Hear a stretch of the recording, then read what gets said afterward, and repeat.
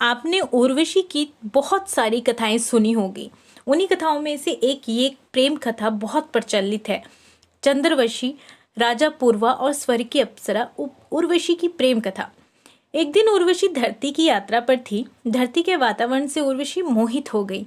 अपनी सखियों के साथ वो धरती पर कुछ समय व्यतीत करने के रुक गई। उर्वशी जब पुनः स्वर्ग लौट रही थी तब रास्ते में एक राक्षस ने उसका अपहरण कर लिया। अपहरण करते वक्त उस समय वहां से राजा पूर्वा भी गुजर रहे थे। उन्होंने इस घटना को देखा और वे अपने रथ से राक्षस के पीछे लग गए। युद्ध करने के बाद उन्होंने राक्षस से उर्वशी को बचा लिया। ये पहली बार था जब किसी मानव ने उर्वशी को स्पर्श किया था। उर्वशी पूर्वा की तरफ आकर्षित हो गई और पूर्वा भी स्वर्ग की अप्सरा को अपना दिल दे बैठे। लेकिन उर्वशी को पुनः स्वर्ग लौटना ही था। दोनों ने भरे मन से एक दूसरे को विदाई दी। जुदा होने के बाद दोनों के ही मन में एक दूसरे के लिए ख्याल आने लगे, जो कि एक दूसरे को भूलने ही नहीं दे रहे थे। दोनों को अब जुदाई बर्दाश्त नहीं हो रही थी। एक बार स्वर्ग में एक प्रहसन का आयोजन किया गया। इस प्रहसन में उर्वशी को लक्ष्मी माता का किरदार निभाना था। किरदार निभाते हुए उर्वशी ने अपने प्रियतम के तौर पर भगवान विष्णु का नाम लेने की बजाय पूर्वा का नाम ले दिया।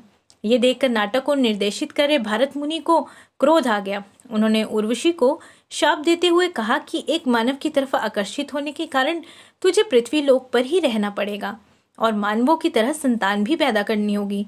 यह शाप तो उर्वशी के लिए वरदान जैसा साबित हुआ, क्योंकि वो यही तो चाहती थी। शाप के चलते एक बार फिर उर्वशी पृथ्वी लोक आ पहुंची। फिर वो पूर्वा से मिली और अपने प्यार का इजहार किया।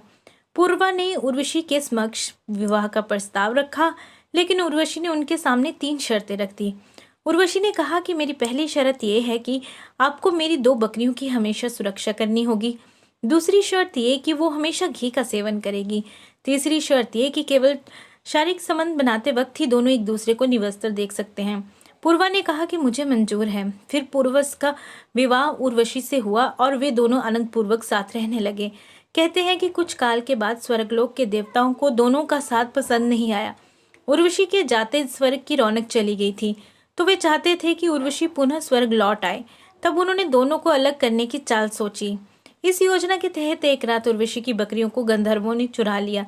शर्त के मुताबिक बकरियों की सुरक्षा की जिम्मेदारी पूर्वा की थी। बकरियों की आवाज सुनने पर उर्वशी ने पूर्वा से उन्हें बचाने को कहा। उस समय पूर्वा निवस्त्र थे। वो जल्दबाजी में निवस्त्र ही बकरियों को बचाने के लिए दौड़ पड़े। इसी दौरान देवताओं ने स्वर्ग से बिजली चमकाकर उजाला कर दिया और दोनों ने एक दूसरे को निवस्त्र देख लिया। इस घटना से उर्वशी शर्त टूट गई। इस शर्त के टूटते ही उर्वशी स्वर्गलोक के लिए रवाना हो गई। दोनों बेहद ही दुखी हुए।